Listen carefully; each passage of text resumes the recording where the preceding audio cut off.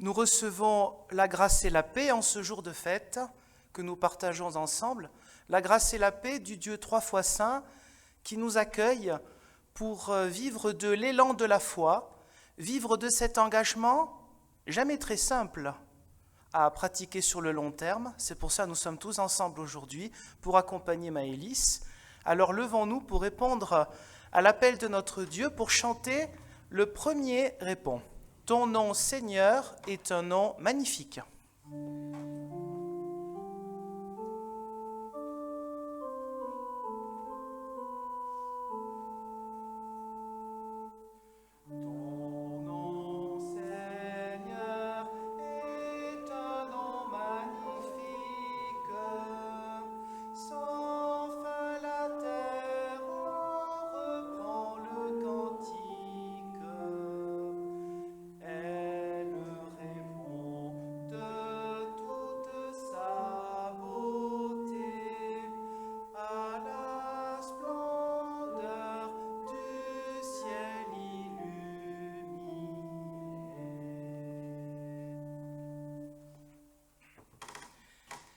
Bienvenue à vous tous pour ce temps de culte et de fête, un moment en toute simplicité, vous savez, comme on aime bien chez nous. Simplicité, mais importance en signification. Ce moment de bénédiction, de confirmation de Maëlys. Bienvenue à la famille et bienvenue à vous tous. Il y a aussi des personnes qui ne peuvent pas être présentes aujourd'hui, mais qui m'ont bien dit qu'ils pensaient bien à toi, voilà, notamment de ta génération. C'est important de le savoir. Aujourd'hui, ce culte, j'ai envie de dire qu'il est tourné vers l'avenir, parce que nous avons eu l'occasion de nous retrouver dans ce temple pour d'autres moments. Certains ont été positifs, d'autres évidemment beaucoup moins. Mais aujourd'hui, c'est vers l'avenir qu'on se tourne. C'est ce qui est important. C'est le Seigneur qui nous permet d'aller de l'avant et avec confiance, avec force. Et donc cette force de la foi, c'est l'ensemble de la paroisse, ceux qui sont présents et bien d'autres encore, qui veulent l'apporter avec vous aujourd'hui.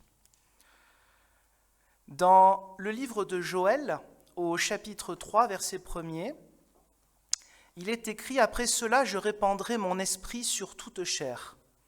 Vos fils et vos filles prophétiseront.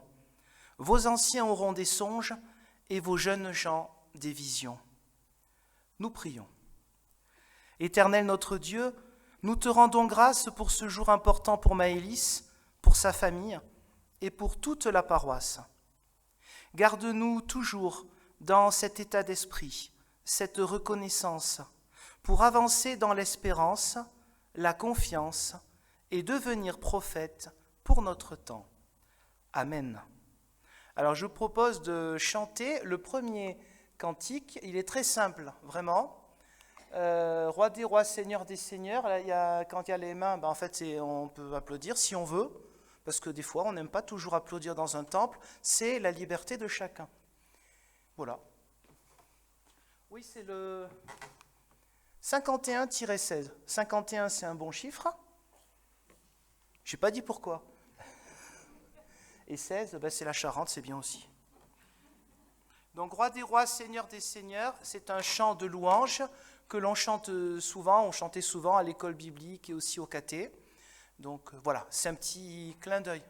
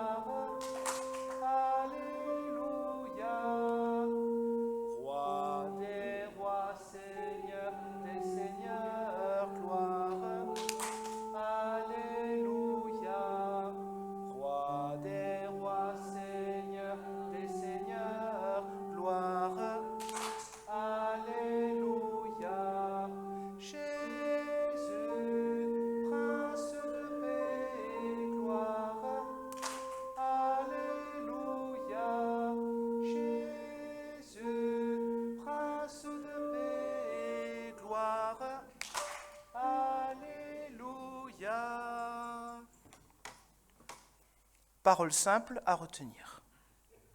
Nous restons debout pour entendre 2 petits versets. Dans la première lettre de Jean, c'est ce que l'on appelle la volonté de Dieu. Petits enfants, n'aimons pas en parole ni avec la langue, mais en action et en vérité. Par là, nous connaîtrons que nous sommes de la vérité et nous apaiserons notre cœur devant lui. C'est un passage d'un vieil homme, peut-être même un vieillard, Jean, qui s'adresse à des plus jeunes. C'est pour ça qu'il dit petits enfants, c'est affectif. C'est voilà, l'ancien qui parle aux plus jeunes pour passer le relais. Il dit voilà, ce qui est important, c'est pas simplement ce que l'on dit, mais ce que l'on fait. Le but, c'est que ce soit en adéquation. Question de confiance, question de respect de Dieu et de respect des autres. Dans cette méditation, nous pouvons chanter le répons suivant. Non, c'est pas celui-là.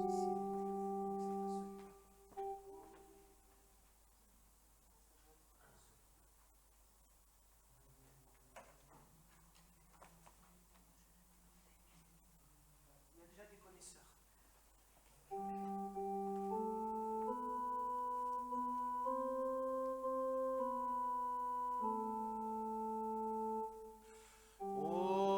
De Dieu, prêtons l'oreille pour accomplir sa volonté.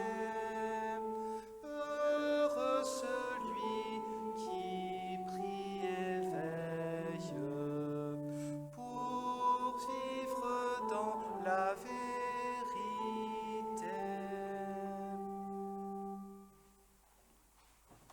Prenons le temps de la prière de repentance.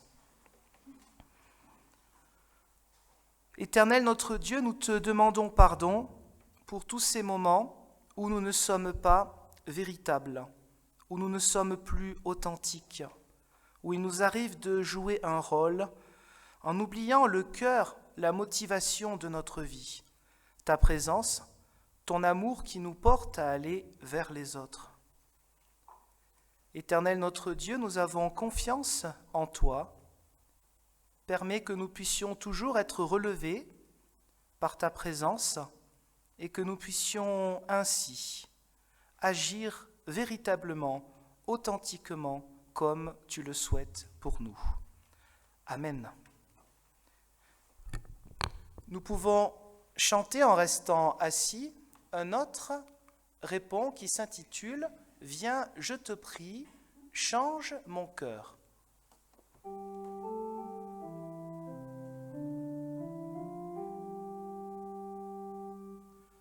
Viens, je te prie, change mon cœur, guide ma vie loin de l'erreur. Mon seul désir est de choisir la bonne part sous ton regard. Que mon offense ne lasse plus ta patience, Seigneur Jésus. Levons-nous pour recevoir une parole du pardon. La suite, le verset qui suit le petit passage que nous venons d'entendre, écoutons-la, verset 20. De quelque manière que notre cœur nous condamne, Dieu est plus grand que notre cœur et connaît tout. Ce passage fait partie des nombreux versets dans la Bible qui nous montrent que rien ne peut nous séparer de l'amour de Dieu et de son pardon, quel que soit notre passé. Et ainsi, même lorsque nous-mêmes, nous nous condamnons, et parfois même trop durement, cela peut aussi nous arriver, eh bien, l'amour de Dieu dépasse cela et nous permet d'aller de l'avant, d'être libérés du poids de nos culpabilités. Ainsi, c'est le pardon offert gratuitement de la part de notre Dieu. Alors nous pouvons chanter notre reconnaissance avec le don suprême que ta main sème.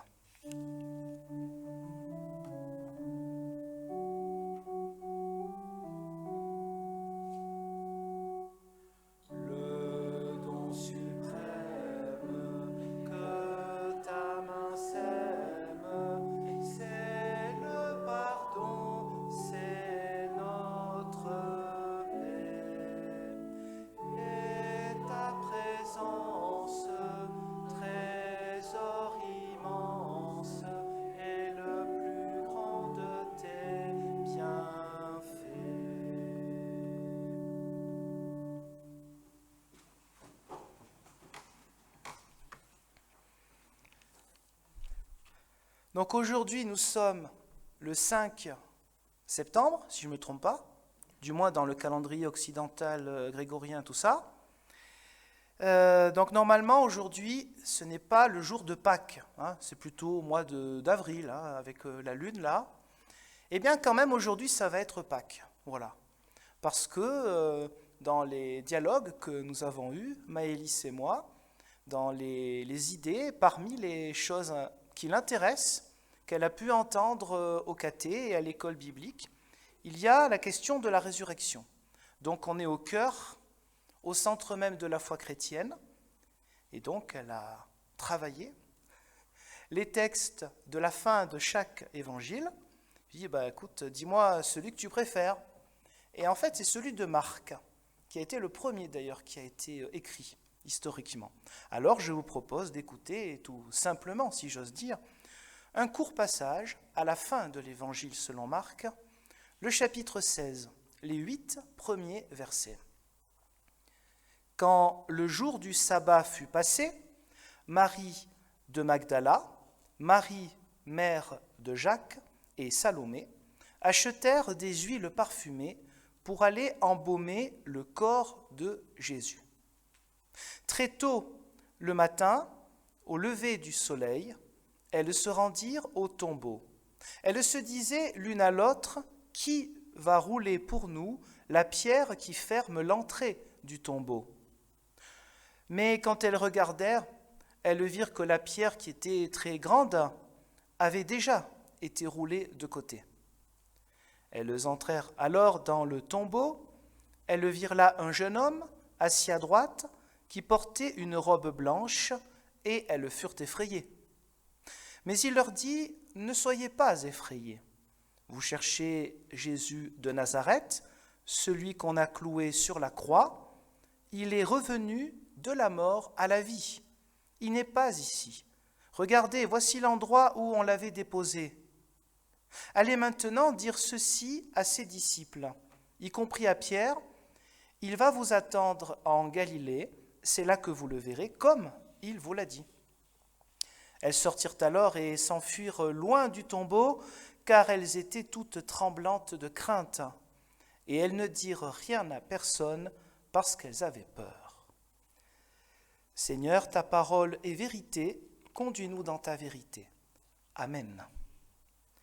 Alors, je vous propose de nous lever pour chanter un cantique de Pâques. Chrétiens, chantons le Dieu vainqueur, les 5 premières strophes.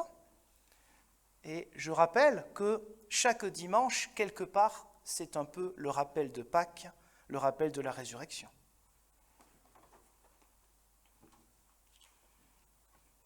Donc comme ça, on s'entraîne pour, quand on reviendra l'année prochaine, mais peut-être avant aussi, pour le culte de Pâques. Parce qu'il y sera, c'est mon préféré.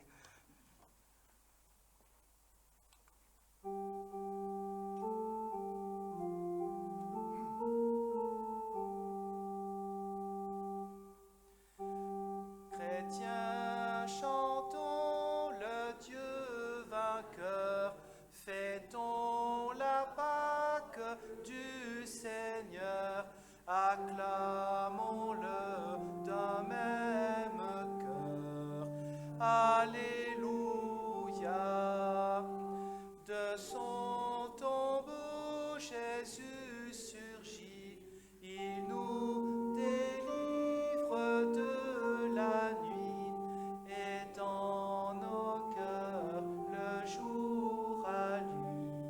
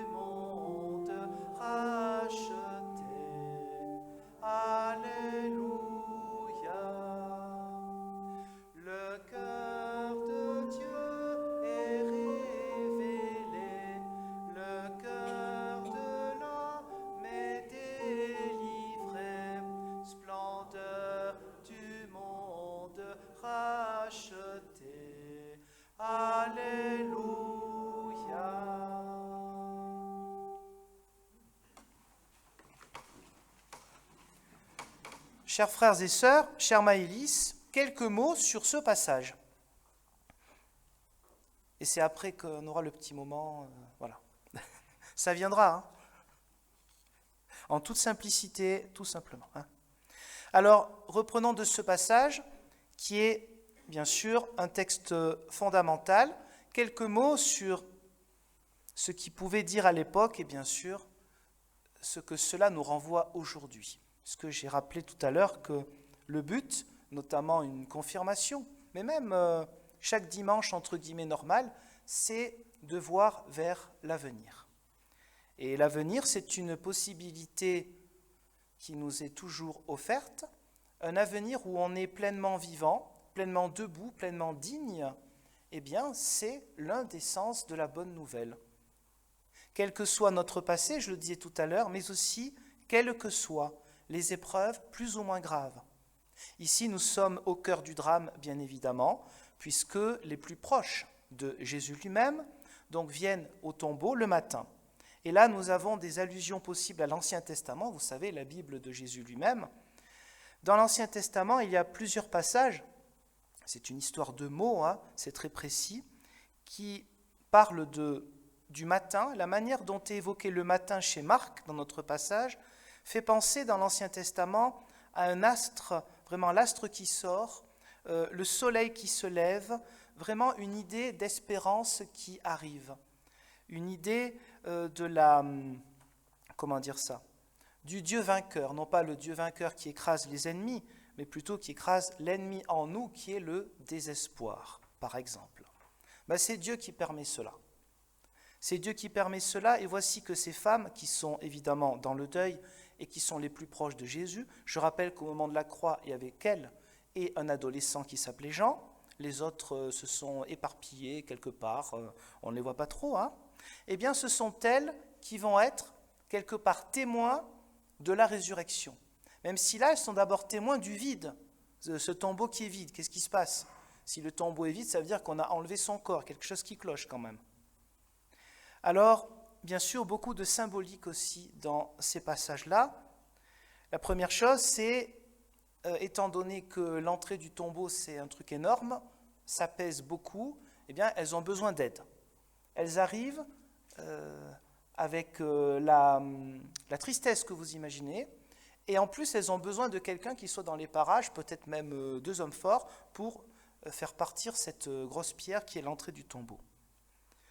C'est donc un saut dans l'inconnu. Comme la foi est un saut dans l'inconnu, on ne connaît jamais l'avenir, et là en plus, il y a ce vide. Elles regardent, la pierre a déjà été roulée de devant.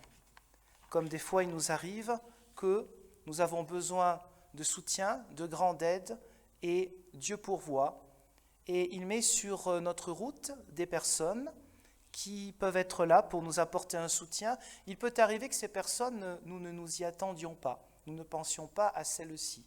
Et pourtant, voici qu'elles sont comme des anges, ange veut dire messager, et Dieu place sur notre vie des anges, c'est-à-dire des personnes qui, sans le savoir, vont dire une parole qui va nous soutenir, qui va nous éclairer, qui va faire tilt et qui nous permet donc, si on a ce regard de la foi, de discerner cette présence de Dieu que parfois l'on pense vraiment qu'il nous a abandonnés. Alors voici qu'elles entrent dans le tombeau et là, elles voient quelqu'un, un intrus en fait, c'est un intrus. Donc il y a 2 interprétations un peu classiques de ce fameux jeune homme qui a une robe blanche.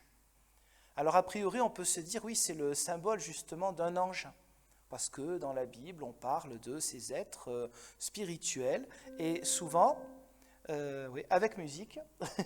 Ça va, Eliane? Tout va bien? Elle veut vous réveiller déjà. Vous êtes déjà endormi? Non, pas encore. Donc, les anges, on pense à ces messagers, donc comme j'ai évoqué tout à l'heure, mais ce n'est peut-être pas de cela dont il s'agit. Certes, on peut imaginer, côté symbolique, un ange dans le tombeau, c'est-à-dire la présence de Dieu à l'endroit même où on ne peut pas l'y attendre. puisque c'est le pire endroit qui puisse exister au monde, un tombeau. C'est la pire chose, ça nous fait horreur, c'est logique. Dans le pire endroit qui existe, eh bien voici que Dieu est présent. On a une belle symbolique, on a une belle image si on interprète dans la version « c'est un ange ». Et pourquoi pas ? Vous savez bien que les interprétations, c'est bien quand il y en a plusieurs, elles peuvent aussi nous donner un petit éclairage dans notre vie. Oui, au moment le pire, dans les lieux le pire, dans le vide même de notre existence, Dieu est présent et nous envoie des petits clins d'œil. C'est valable pour toute ta vie et toute notre vie, parce que le message s'adresse à nous tous, pas seulement à Maëlys, pour notre avenir, des moments où on est complètement dans le vide. Des moments déjà où on est fatigué, donc dans la tête c'est tout vide. Il ne faut pas en demander plus, c'est le moment de se reposer. Là aussi, dans le silence, la méditation, Dieu peut aussi nous guider. Le Dieu que nous professons n'est pas un Dieu qui s'impose, faut-il le rappeler. C'est un Dieu qui accompagne. Alors oui, même dans le vide du tombeau, la présence de Dieu est possible, comme dans le vide, le creux, les moments les pires de notre existence, eh bien oui, il peut y avoir un messager de Dieu, il peut avoir sa présence. Alors l'autre interprétation, eh bien ce serait Marc lui-même. Souvenons-nous que le texte que nous avons entendu, il a été écrit par un certain Marc. Et dans un autre passage de son évangile, de son petit livre, il est question à un moment d'un jeune qui part en courant, qui a juste un vêtement du dessous et hop, qui fuit.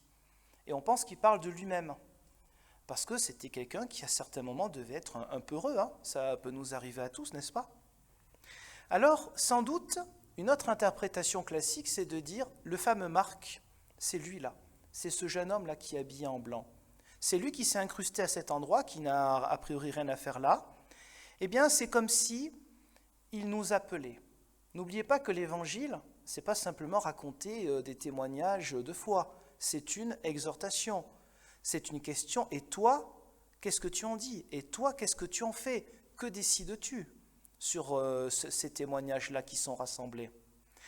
Et donc, c'est peut-être une manière pour le fameux Marc de dire, voilà, eh bien, moi aussi, il m'est arrivé de me retrouver complètement au creux de la vague, d'être assis là, dans le vide, cet endroit qui est lugubre comme c'est pas possible. Et toi, est-ce que tu restes assis là-dedans ? Est-ce que tu restes dans un tombeau ou est-ce que tu vas partir ? Est-ce que tu vas annoncer la bonne nouvelle ? Est-ce que tu vas avoir la force ? Tu l'auras parce que Dieu va te la donner. Tu vas avoir la force de partir de ces lieux affreux, de ces sentiments qui nous rabaissent, etc. Belle symbolique, entre autres. Alors, comme toujours dans la Bible, lorsqu'il y a des personnages un peu bizarres, et lorsqu'on est effrayé en côtoyant ces personnages, qui peuvent être par exemple ce qu'on appelle des anges, la présence de Dieu, tout de suite la même parole, que ce soit dans l'Ancien Testament ou le Nouveau, c'est pareil. Et évidemment, pour nous, pour notre vie pareil, n'ayez pas peur. Ne vous effrayez pas. Le Dieu de la Bible, c'est un Dieu qui ne veut pas que nous ayons peur, parce que la peur nous paralyse. La peur ne permet pas que nous soyons pleinement des êtres humains avec notre dignité, avec notre élan pour aller vers les autres. La peur, c'est l'arme du diable dans la Bible. Et dans la vie courante, c'est l'arme de qui ? Des gourous, des dictateurs. Toutes les personnes qui cherchent à faire peur sont des personnes qui cherchent à manipuler. Le Dieu de la Bible, évidemment, il va à l'exact opposé de cela. Il veut que nous soyons pleinement des êtres humains avec toutes nos capacités en lumière, en éveil, pour que nous puissions donner le meilleur de nous-mêmes aux autres. Je pense que c'est un beau programme de vie, quel que soit notre âge. Bien sûr, quand on a aux alentours de 15 ans, mais aussi avec le grand âge, on peut toujours apporter quelque chose, puisque Dieu va au-delà de nos propres forces, au-delà de ces tombeaux, de ces vides, de ces creux. Alors oui, ne soyez pas effrayés. Vous cherchez Jésus de Nazareth, celui qu'on a cloué sur la croix, il est revenu de la mort à la vie, il n'est pas ici, etc. Et oui, combien de moments nous cherchons Dieu et nous ne le trouvons pas, ou nous pensons ne pas l'avoir trouvé. Peut-être longtemps après, parfois des années, nous nous rendons compte qu'il était bien présent dans notre vie. Mais sur le moment, ce n'était pas possible. Ce n'était peut-être pas acceptable d'imaginer même que Dieu soit présent dans notre vie. Cela prend du temps. La foi, ce n'est pas une lubie. C'est quelque chose qui est tout au long de notre vie avec des vagues, comme toute relation. C'est normal. Mais l'un des messages fondamentaux, effectivement, c'est de ne pas avoir peur. Je crois que c'est vraiment important de rappeler cela, même si, à force de rappeler peut-être, cela semble une banalité, mais ce n'est pas une banalité. À chaque époque, on a des arguments pour avoir peur. Combien de gens disent « Ouh là là, avoir des enfants à notre époque !» Non mais vous avez vu l'histoire ou quoi? Vous avez vu le XXe siècle? Ça fait rêver le XXe siècle? Ah oui, d'accord, il y a eu les 30 glorieuses, l'économie, ah d'accord. Ah. Mais vous croyez que ça fait rêver les guerres mondiales? La famine qu'on avait en Europe, la mortalité infantile? Mais enfin, c'est quoi cette histoire? À chaque époque, il y a du bon et du mauvais. Il faut discerner. Alors aujourd'hui, on connaît des choses graves qu'il faut améliorer. On sait qu'il y a des problèmes avec la nature. Et l'être humain y est franchement pour quelque chose. Donc là, oui, il y a quelque chose à faire pour les générations, notamment les plus jeunes, mais pas seulement elles, pour sauvegarder, comme on dit en langage théologique, la création, pour conserver le beau qui nous accompagne, pour travailler comme il le faut, avec respect, notre création, notre terre. Là, c'est vrai, il y a un défi, c'est clair. Ensuite, il y a des défis qui sont valables pour toutes les époques. Je vous ai parlé de la peur. On est toujours troublé, on ne sait pas quoi penser de tel sujet. Je ne vais pas revenir sur les sujets les plus habituels. Mais pour ce qui est des choses bien graves, comme les persécutions, les guerres, je ne comprends pas, on est au XXIe siècle. Mais qu'est-ce que tu vas avoir foi au XXIe siècle? C'est l'être humain. L'être humain ne change pas. L'être humain a la possibilité de changer. S'il le veut, c'est sa responsabilité. Mais le XXIe siècle n'y change strictement rien. Des guerres, des atrocités, des charniers, des massacres, oui. On a même vu ça en Europe il n'y a pas longtemps, quand c'était en Bosnie, en Serbie. Vous vous rappelez, c'était il n'y a pas si longtemps quand même. Et c'est pas loin, c'est pas à des milliers de kilomètres. L'être humain ne change pas. Dieu lui donne la possibilité de changer. C'est notre responsabilité. C'est personnel. Chaque être humain a son éthique et il peut à certains moments faire des choix. Et Dieu nous guide dans nos choix, encore faut-il accepter la parole de Dieu et dire non, je ne suis pas le maître de tout, je ne veux pas être le maître des autres, déjà je ne maîtrise même pas ma propre vie et c'est pas grave. Je suis responsable, je n'arrive pas à tout faire, mais Dieu me guide, Dieu me permet d'avancer vers les autres. Alors oui, à chaque époque, il y a des motifs pour avoir peur. Bon, si on fait comme ça, on ne ferait rien du tout, de notre vie, on s'engagerait dans rien, c'est pas la peine. Autant rester chez soi sur une chaise et on attend, quoi. Non, un engagement, c'est beau parce que ça comporte toujours des risques. Quand on s'engage, c'est une parole publique. Et après, on dit les gens, oui, mais tu t'es engagé, est-ce que vraiment... Bon. Un engagement, c'est prendre des risques, mais quand il s'agit d'un engagement dans la présence de Dieu, même si ce n'est jamais très simple de vivre totalement une vie de foi engagée, nous savons que lui ne nous abandonne jamais. Et ça, c'est très important. Alors, ce personnage un peu bizarre, peut-être Marc, peut-être un ange, mais allez retrouver Jésus lui-même. C'est lui qui nous montre le chemin. C'est lui qui nous montre le véritable visage de Dieu. Quand on parle de Dieu, on parle de quoi? D'un pur esprit on ne peut pas se représenter l'éternel Dieu. Avec le Christ, c'est un être humain qui est comme nous, sauf le péché. Un être humain qui a vécu comme nous et qui a porté nos croix et qui nous donne l'espoir de la résurrection, mais pas qu'après, maintenant déjà, être relevé. Alors, allez maintenant dire, je vais terminer, allez maintenant dire ceci à ses disciples, y compris à Pierre. Pourquoi on parle de Pierre? Parce qu'il semble que Marc était un proche, c'était le jeune et Pierre c'était le vieux. Ils étaient proches. Il va vous attendre en Galilée, c'est au nord de Jérusalem, c'est là où ça a commencé. C'est là que vous le verrez, comme il vous l'a dit. C'est une manière presque de leur tirer les oreilles, mais vous vous souvenez pas de ce que Jésus il vous avait prévenu au fait de la résurrection. Mais qui croit à la résurrection? Croire à la résurrection, c'est quelque chose de fou. C'est cette folie qui est à la base de l'Église chrétienne. Il faut être fou pour croire à la résurrection. Eh bien oui, soyons fous. Osons dire, je crois à ce qui n'est pas possible scientifiquement, etc. Mais la résurrection, ce n'est pas simplement pour nous donner une consolation pour après. La résurrection, c'est un mot grec qui veut dire, ça a donné le prénom Anastasia au passage, hein, c'est le mot résurrection en grec, eh bien, ça veut dire être relevé, littéralement. Non pas se relever, être relevé par quelqu'un d'autre. Parce qu'il y a des moments où on ne peut pas se relever par soi-même, ce n'est pas possible. Donc on a besoin d'être relevé par Dieu lui-même et par les amis, la famille, etc. Mais ça, c'est un programme aussi pour toute une vie. C'est se dire, je vais essayer de donner le meilleur de moi-même, mais je ne dois pas enfermer ma vie dans uniquement la compétence. Parce que ça, c'est aussi quelque chose qui n'est pas très positif pour les plus jeunes, et pas que les plus jeunes. C'est-à-dire, voilà, tu vas devoir avoir des diplômes, quels que soient les diplômes, selon ce qui t'intéresse, tout ça. Un métier, il faudra que tu sois au top du top. Alors, on va t'apprendre à être au top au niveau du métier. Mais on n'y arrive pas toujours. Et alors, le Dieu de l'Évangile, il nous dit, ce n'est pas grave si tu n'es pas au top du top toute ta vie, parce que on n'y arrive pas toujours. Mais lui, par contre, il ne nous abandonne pas quand on n'y arrive pas. C'est un Dieu qui ne nous laisse pas tomber. Et puis, il y a plein de choses aussi qu'on peut penser que nous sommes obligés. Mais à chaque époque, pas plus aujourd'hui qu'hier, c'est juste qu'aujourd'hui, les médias sont beaucoup plus présents. Esprit critique, savoir dire non à la robotisation. Parce qu'il est évident qu'on voudrait que, par exemple, les jeunes femmes ou les jeunes hommes soient, je ne sais pas, habillés de telle manière et tel comportement. Non, ça c'est à toi de dire, moi, je réfléchis d'abord et je vais voir si j'accepte ça ou ça. Esprit critique, réflexion, engagement. Tout cela, c'est savoir ne pas être des moutons, ne pas suivre les autres forcément. Sans tomber dans la parano non plus, de dire moi j'ai tout compris et les autres ils n'ont rien compris.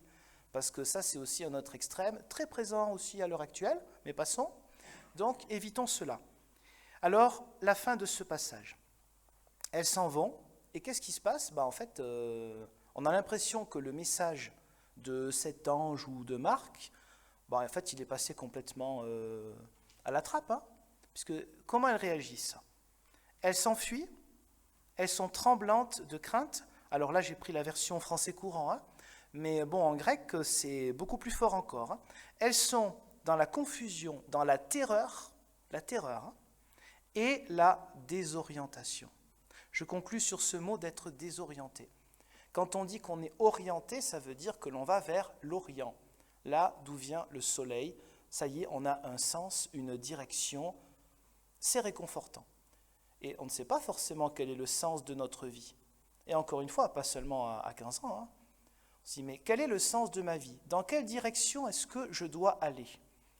L'un des messages de l'Évangile, c'est de dire, quelle que soit la direction, tu trouveras Dieu discrètement présent auprès de toi pour les décisions que tu auras à prendre. Tes décisions en ton âme et conscience. Décisions qui ne doivent pas être influencées par trop de personnes. C'est soi-même qu'on prend des décisions. On fait le tri en fait. Être orienté, être désorienté. Être orienté, oui, c'est aller vers Jésus le Christ. C'est aller vers, vous vous souvenez au début de ce passage, il était question du petit matin, un peu comme le soleil qui revient. Aller vers la lumière, oui, c'est être orienté. C'est tout ce que nous pouvons te souhaiter et nous souhaiter à nous-mêmes, c'est de savoir toujours trouver le chemin qui est le chemin de celui qui est véritable, qui est authentique, Jésus le Christ, afin d'être un petit peu comme lui l'a fait, qui nous a montré le chemin. Alors oui, puissions-nous tous sortir des moments où nous sommes désorientés, il peut y en avoir, pour savoir où trouver cette lumière de Jésus-Christ qui peut être en chacun de nous. Puissions-nous en vivre et la porter vers les autres. Amen.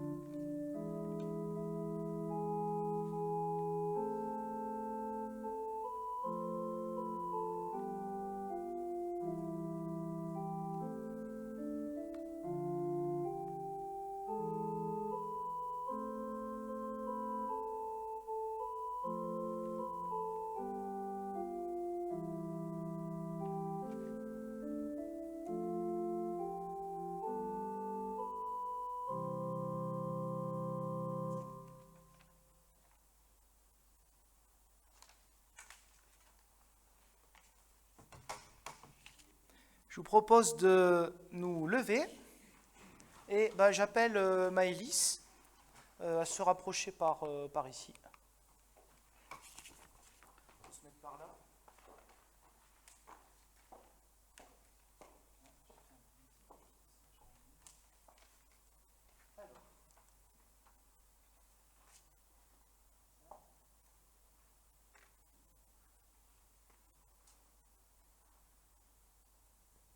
Voilà, ça marche.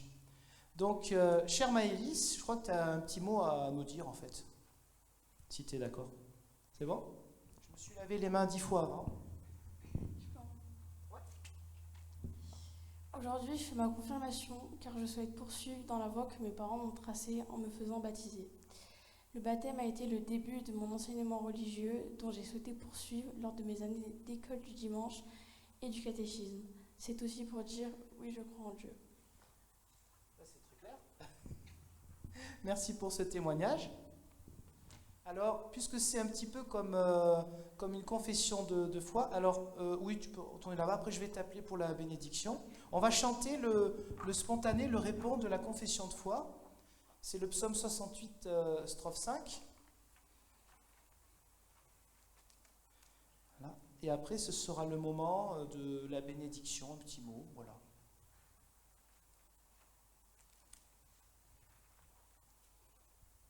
Sinon, on peut le chanter aussi. C'est bon? Ouais? Non? Sinon, on peut le chanter aussi comme ça. Hein? Ô Seigneur, tu nous as fait voir et ton amour et ton pouvoir dans maintes délivrances. Fais-nous voir encore aujourd'hui l'œuvre que ton amour construit et quelle est ta puissance. Toute la terre et tous les cieux, ensemble tournés vers leur Dieu, célèbrent sa présence. À toi qui fais notre bonheur, à toi, grand Dieu, soit tout honneur, force et magnificence. Chantera après.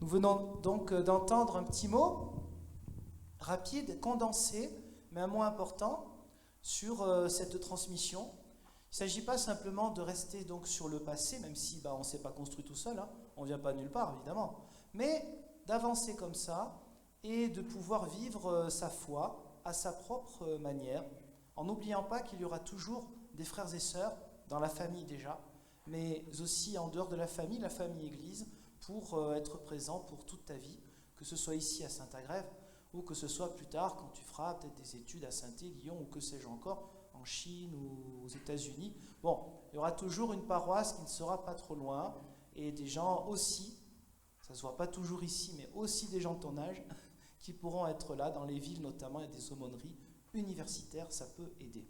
Je propose d'avancer juste là devant pour un petit moment de bénédiction. Et les personnes qui, de la famille, veulent prendre quelques photos, il ne faut pas hésiter. Juste en bas, je te propose d'être en bas. Si ça t'embête pas. Ben, c'est pas simple, on ne fait pas ça tous les jours non plus.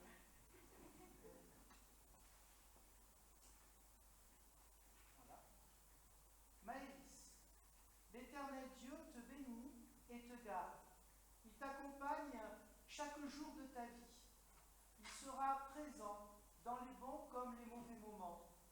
C'est lui qui te donnera le souffle de l'esprit, l'élan pour aller vers les autres, d'apporter le meilleur de toi-même dans la famille de l'Église et dans toutes les familles où tu pourras apporter ta joie, tes compétences, ton humanité.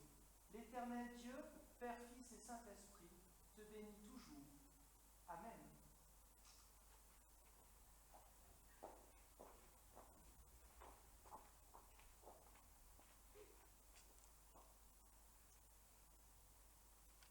Donc là, on a une tradition. tradition qui est dans le consistoire de la montagne. Alors évidemment, l'année dernière, 2020, c'était un peu compliqué. Cette année, vous me direz, ça l'était encore un petit peu.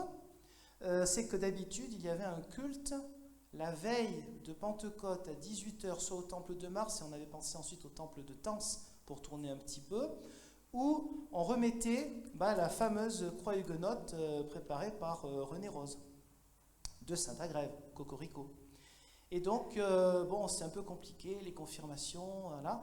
On arrive enfin à se retrouver ensemble et ça fait plaisir de nous voir ici. Il y a eu quelques confirmations aussi d'autres dimanches au Chambon, par exemple. Donc, ce que je propose, c'est aujourd'hui, on a très peu de conseillers presbytéraux, on est un petit conseil, on a très peu de conseillers. Alors, la personne du conseil ne m'en voudra pas si peut-être je donne moi-même. Ça t'embête, ça te gêne pas, Anne? Donc, mais c'est au nom du conseil qu'on te remet. Alors, je te propose de te rapprocher. Ça fera encore peut-être de jolies photos. Oui, pour réveil du mois d'octobre. Donc voilà. Alors évidemment, c'est peut-être pas pour porter sur toi, parce que là, ce serait quand même bizarre. Mais peut-être dans ta chambre ou ton futur appart d'étudiante. Enfin voilà quoi. Voilà. Et puis, 2 petits bouquins. Donc oui, ça dépend. Des fois, on offre une Bible d'une tradition un peu différente. Traduction, quoique les deux se vaillent. Un peu différente. J'ai pris 2 bouquins à l'eau vive, au nom de la paroisse aussi. Alors, c'est des bouquins costauds, je te préviens. Mais parce que je pense que tu peux les lire, sinon je ne les aurais pas appris. C'est des bouquins de témoignages de 2 femmes. Je me suis dit que peut-être ça pourrait coller déjà. De 2 femmes qui ont vécu des choses hyper compliquées, notamment une qui était une infirmière quand il y a eu, si on connaît tous un peu l'histoire, la fameuse rafle du Vélodrome d'hiver en 1942. Il y a eu un film il y a quelques années. Il y avait une infirmière protestante qui a fait qui a fait ce qu'elle a pu, malgré des circonstances assez affreuses. C'est des bouquins difficiles, mais c'est des bouquins, quel est le but ? Pas de casser le moral, c'est bien au contraire de montrer que malgré tout, et quelles que puissent être les difficultés plus tard, parce que là c'était quand même du lourd, quelles que puissent être les difficultés plus tard, on peut toujours avoir cette responsabilité personnelle de ne pas faire comme les autres, de ne pas faire comme la majorité qui peut accepter parfois des choses inacceptables. Donc voilà, ces 2 petits bouquins. Je t'en prie. Il n'y a pas de problème.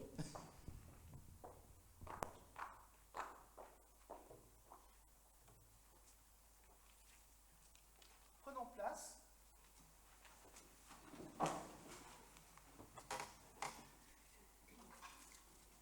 Ah oui, en fait, le cantique, il était avant. Désolé, on va se relever, on va chanter. Je vous propose de chanter « Tu es là, au cœur de nos vies », cantique que tu aimes bien. Qui est donc le 47-19. Mais pendant ce temps, je vais faire comme ça une première annonce. Vous avez peut-être été étonnés, vous dire quand il y a une confirmation, normalement, on prend la Sainte Seine. Et il n'y a pas la Sainte Seine. Alors, pourquoi ? Parce que justement, on a aujourd'hui très très peu de conseillers presbytéraux. Et la Sainte Seine, en notre époque, demande une sacrée équipe de conseillers et d'anciens conseillers, avec des plateaux, des trucs, des pinces pour faire passer le morceau de pain, etc. Alors, je vous donne rendez-vous, la prochaine Sainte Seine, parce qu'aujourd'hui, ce n'était pas possible, aura lieu le 19 septembre, culte de rentrée avec baptême, et ensuite le 31 octobre. Retenez ces 2 dates, 19 septembre, 31 octobre, qui seront du coup l'occasion, si tu peux être là, de vraiment prendre pour la première fois la Sainte Seine. Désolé, ça tombait un peu... Voilà. C'est une année bizarre, on est bizarre, voilà. On peut chanter.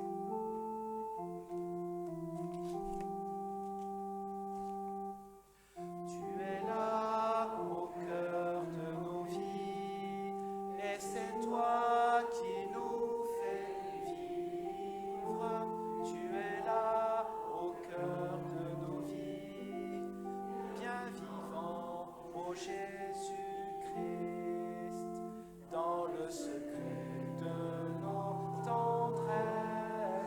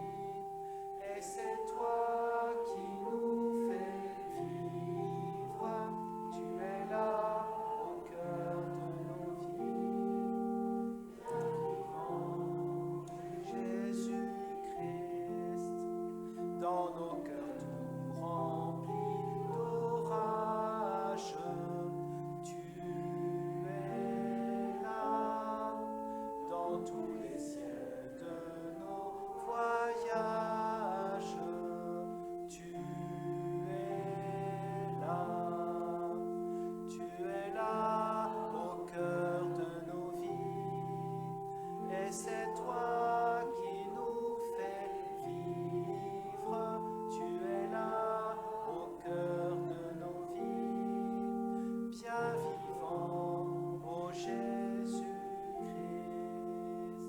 au plein milieu de nos tempêtes, tu es là, dans la musique de nos fêtes, tu es là, tu es là au cœur de nos vies, et c'est toi qui nous fais vivre, tu es là au cœur de nos vies, bien vivant, ô Jésus-Christ. Donc ça c'est fait. Hop là. Prenons place pour les annonces.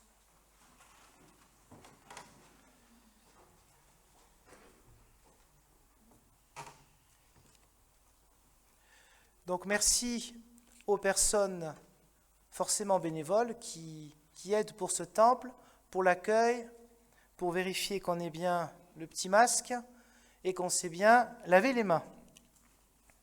Et merci Eliane aussi pour ta participation qui nous a réveillés un peu aussi. Et voilà, c'est sympathique, pas oublier. Alors, pour cette journée, donc ce soir, comme tous les dimanches soirs, même lorsqu'il n'y aura plus d'ici 2, 3, 50 ans le virus, le culte par téléphone à 18h, toujours. Il y a un nouveau code, mais je crois que ça marche bien maintenant. Ça, voilà. Pour la semaine prochaine, toujours pareil, le jeudi aussi. C'est important que les gens sachent aussi le CA de l'entraide, voilà, c'est aussi une information. Vendredi prochain, 9h, c'est bien ça, à la Ramière. Et dimanche prochain, le culte à 10h30. Donc on peut noter déjà, comme vous l'avez entendu tout à l'heure, que le dimanche suivant, c'est-à-dire le 19, ce sera culte de rentrée.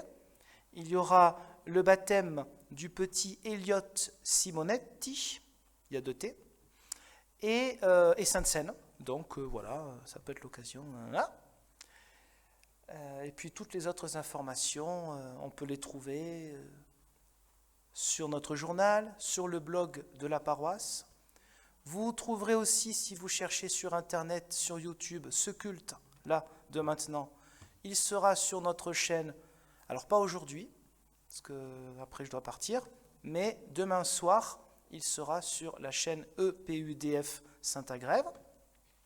Si vous êtes aussi curieux d'autres choses, d'études bibliques et de thèmes différents, je vous invite aussi à aller sur ma chaîne YouTube qui s'appelle Il Pastore, comme ça se prononce.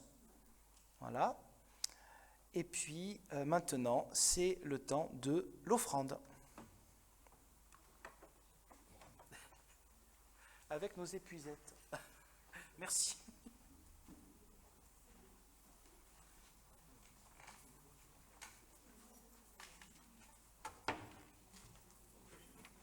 Et après tu viendras signer à la fin aussi. Il y aura plus tard, à la fin. Ouais.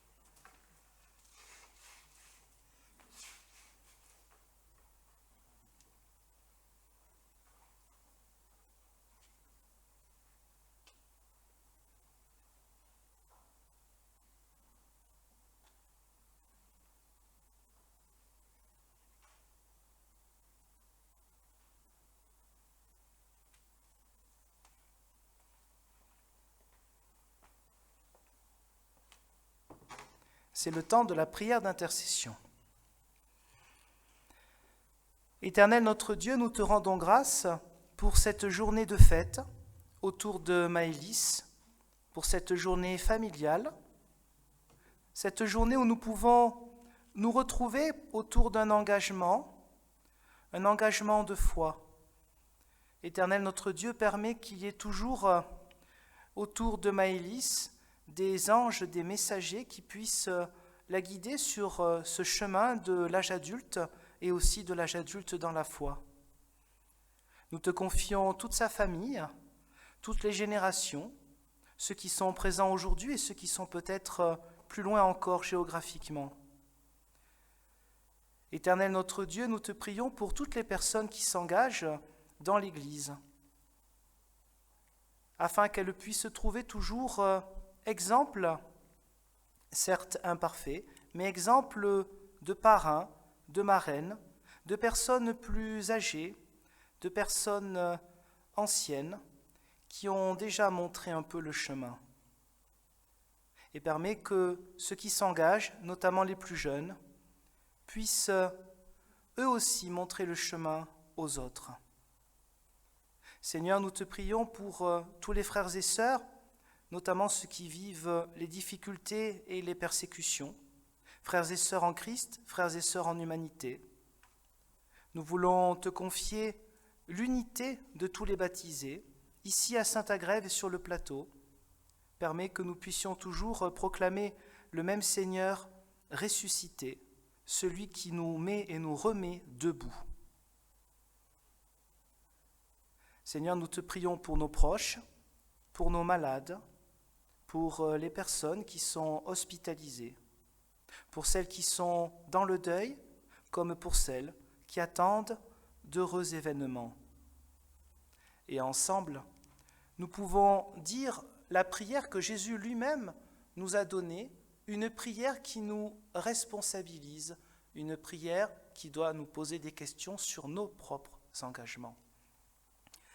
Notre Père qui es aux cieux, que ton nom soit sanctifié, que ton règne vienne, que ta volonté soit faite sur la terre comme au ciel.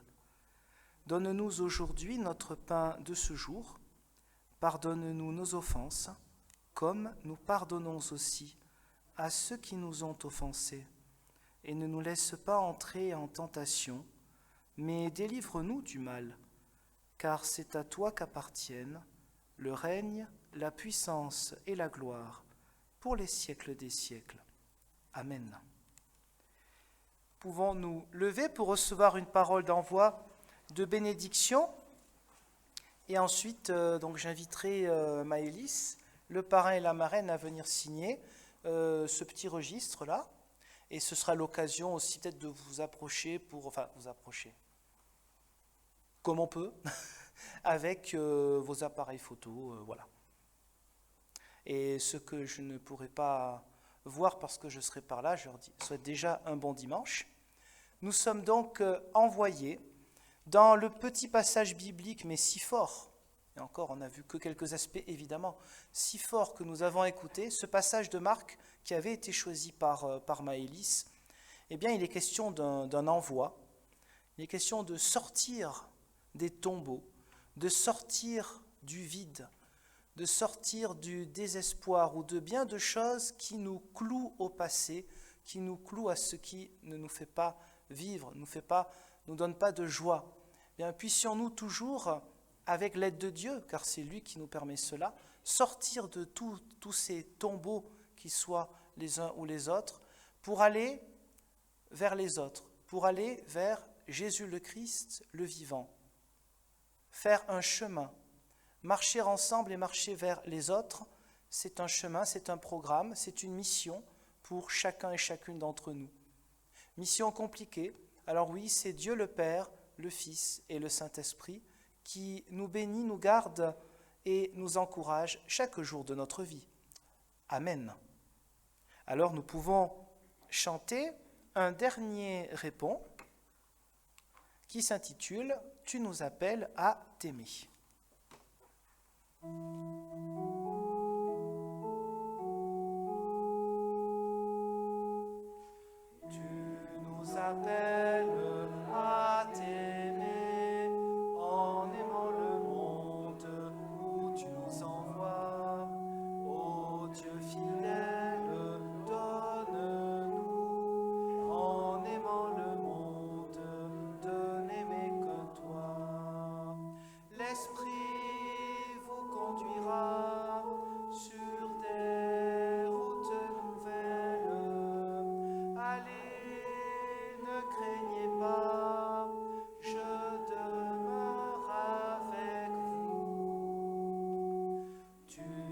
appelle à t'aimer.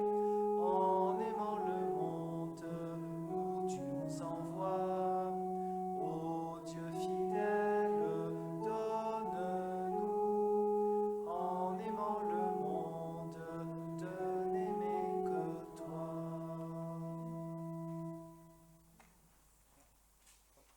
De vous approcher. Maëlys, le parrain, la marraine, les photographes, et à bientôt.